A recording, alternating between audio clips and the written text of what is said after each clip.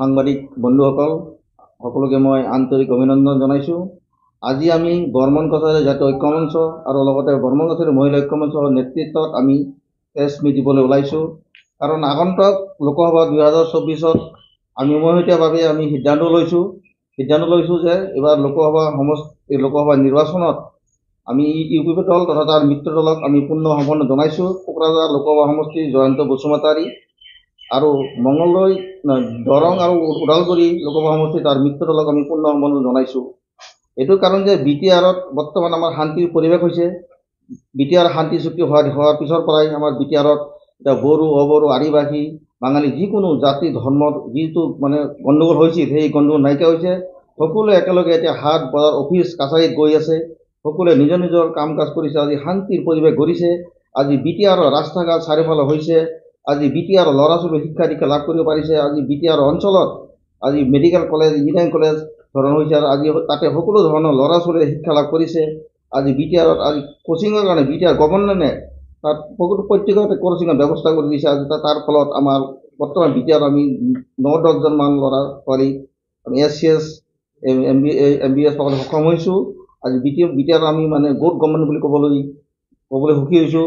যিটো BTR শান্তি চুক্তি হ'ল আমাৰ প্ৰমোদ বড়ো তথা গোবিন্দ বসুমতাৰী তেওঁলোকক আমি ধন্যবাদ জনাব লাগে। কাৰণ আজি এই শান্তি চুক্তিতেই আজি ৰাতি 10টা-12টালৈ মানুহ ব্যৱসায় বাণিজ্য কৰিব পাৰে। আজি কোনো কাৰোৰ পক্ষপাতি নহয়, সকলোৱে মিলা প্ৰীতিভাৱে নিজৰ নিজৰ কাম কৰি গৈ আছে। আজি শান্তিৰ পৰিৱেশ, আজি চাৰিওফালে উন্নতি হৈছে। আৰু আমি ক'বলৈ গ'লে আমাৰ বৰ্মন জাতীয় ঐক্য মঞ্চৰ আমি নেতৃত্বসকলক আমি BTR গভৰ্ণমেণ্টক আমি ধন্যবাদ জনাইছোঁ। কাৰণ আমাৰ বৰ্মনৰ য'ত বসবাস কৰি আছে সেইটো অঞ্চলত কোনোদিন ৰাস্তা ঘাট হোৱা নাছিল। এই বৰ্মনৰ বসবাস কৰা থকা ঠাইখিনিত আজি আমি CC ব্লক ৰাস্তা প্ৰায় হৈছে। আজি আমি প্ৰায় প্ৰধানমন্ত্ৰী আৱাস ঘৰ পাবলৈ সক্ষম হৈছোঁ। আৰু আমি আজি আমাৰ BTR গভৰ্ণমেণ্টৰ প্ৰমোদ বড়োৰ নেতৃত্বত আমি বৰ্মন জাতীয় ঐক্য মঞ্চৰ কেন্দ্ৰীয় কাৰ্যালয় আমি বাস্কা জিলাত বনাইছোঁ আৰু তৈয়াৰ হৈছে। আৰু নিৰ্মাণ কাম চলি আছে আৰু শেষ অৱস্থা। তাৰ কাৰণে আমি প্ৰমোদ বড়ো ডাঙৰীয়াক আমি ধন্যবাদ জনাইছোঁ। যিটো কোনোদিন নোহোৱা কাম এটা আজি আমি চকুৰে দেখিবলৈ পাইছোঁ। তাৰ কাৰণে তেখেতক আমি অল বৰ্মন জাতীয় ঐক্য মঞ্চৰ তৰফৰ পৰা ধন্যবাদ জনাইছোঁ।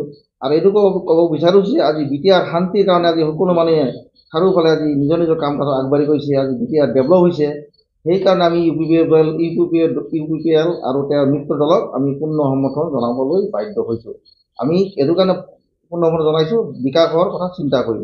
আজি জাতি গোটি সংঘৰ্ষ নহ'ল, শান্তিৰ পৰিৱেশ আহিল আৰু সকলোৱে শান্তি সমৃদ্ধি বজাই ৰাখিছে, নিজৰ নিজৰ কাম কাজ আগবাঢ়িছে। সেইটো কথা আমি চিন্তা কৰি আজি 2024 লোকসভা নিৰ্বাচনত আমি পূৰ্ণ সমৰ্থন জনাইছোঁ। ধন্যবাদ।